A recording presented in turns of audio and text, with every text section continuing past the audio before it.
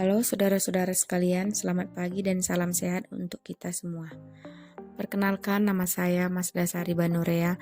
Saya peserta Latsar CPNS tahun 2021 angkatan 17 kelompok 4. Pengampu materi saya yaitu Ibu Nurmayana Siregar SE MSI.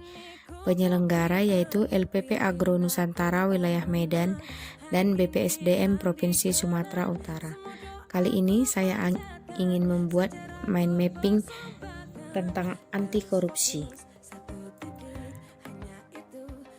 Korupsi adalah penggelapan yang menyebabkan kerugian negara. Penggelapan adalah pencurian barang ataupun hak yang dipercayakan atau berada dalam kekuasaan pelaku dan penyalahgunaan kewenangan ataupun kepercayaan. Penyebab korupsi menurut Badan Pengawas Keuangan dan Pembangunan Republik Indonesia yang pertama, aspek individu pelaku korupsi, yang kedua, aspek organisasi, yang ketiga, aspek masyarakat tempat individu dan organisasi berada, yang keempat, sistem yang buruk. Penyebab korupsi secara umum yang pertama yaitu penegakan hukum tidak konsisten, yang kedua, penyalahgunaan kekuasaan ataupun kewenangan, yang ketiga, langkanya lingkungan yang anti korup, yang keempat, rendahnya pendapatan penyelenggara negara, yang kelima, kemiskinan ataupun keserakahan, yang keenam, keuntungan korupsi lebih besar daripada kerugian yang ditangkap, yang ketujuh, pemberian imbalan jasa, yang kedelapan, gagalnya pendidikan agama dan etika. Ciri-ciri korupsi. Yang pertama, dilakukan lebih dari satu orang. Yang kedua, merahasiakan motif ataupun ada keuntungan yang diraih. Yang ketiga, berhubungan dengan kekuasaan ataupun kewenangan tertentu. Yang keempat, berlindung di balik pembenaran hukum. Jenis-jenis korupsi. Yang pertama, kerugian keuangan negara. Yang kedua, suap menyuap. Yang ketiga, penggelapan dalam jabatan. Yang keempat, pemerasan.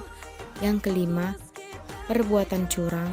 Yang keenam, benturan kepentingan dalam pengadaan. Yang ketujuh, gratifikasi. Yang kedelapan, KKN. Unsur-unsur tindak pidana korupsi. A. Unsur subjektif, yaitu setiap orang. Yang kedua, penyelenggara negara. Yang ketiga, pegawai negeri. Yang keempat, korporasi. Unsur tindak pidana yang kedua yaitu unsur objektif, yaitu janji. Kedua, kesempatan. Ketiga, kemudahan. Keempat, kekayaan milik negara. Jenis-jenis korupsi. Yang pertama yaitu korupsi transaktif, yaitu korupsi yang menunjukkan adanya kesepakatan timbal balik antara pemberi dan penerima demi keuntungan bersama. Kedua pihak sama-sama aktif menjalankan perbuatan tersebut.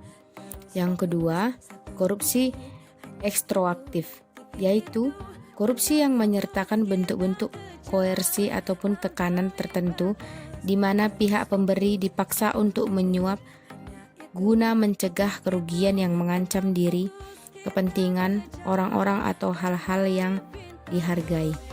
Yang ketiga, korupsi investif, yaitu korupsi yang melibatkan suatu penawaran barang atau jasa tanpa adanya pertalian langsung dengan keuntungan bagi pemberi. Keuntungan diharapkan akan diperoleh di masa yang akan datang. Yang keempat, korupsi nepotistik, yaitu korupsi berupa pemberian perlakuan khusus kepada teman atau yang mempunyai kedekatan hubungan dalam rangka menduduki jabatan publik. Selanjutnya, korupsi autogenik, yaitu korupsi yang dilakukan individu karena mempunyai kesempatan untuk mendapat keuntungan dari pengetahuan pemahamannya atas sesuatu yang hanya diketahui sendiri.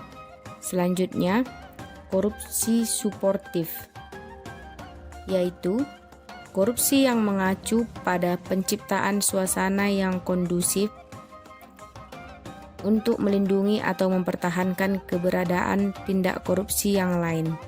Selanjutnya, korupsi definitif, yaitu korupsi yang terpaksa dilakukan dalam rangka mempertahankan diri dari pemerasan.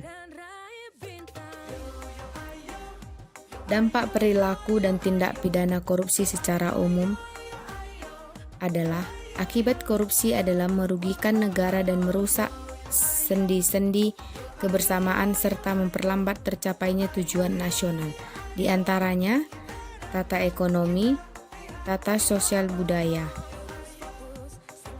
dan juga tata politik dan tata administrasi. Anti korupsi adalah sikap dan perilaku untuk tidak mendukung adanya upaya untuk merugikan keuangan negara dan perekonomian negara. Dengan kata lain, anti korupsi adalah sikap menentang adanya korupsi. Nilai-nilai dasar anti korupsi: yang pertama, jujur; kedua, peduli; ketiga, mandiri; keempat, disiplin; kelima, tanggung jawab; keenam, kerja keras; ketujuh, sederhana; kedelapan, berani; kesembilan, adil. Demikianlah mind mapping anti korupsi versi saya. Semoga bermanfaat. Terima kasih dan salam sehat untuk kita semuanya.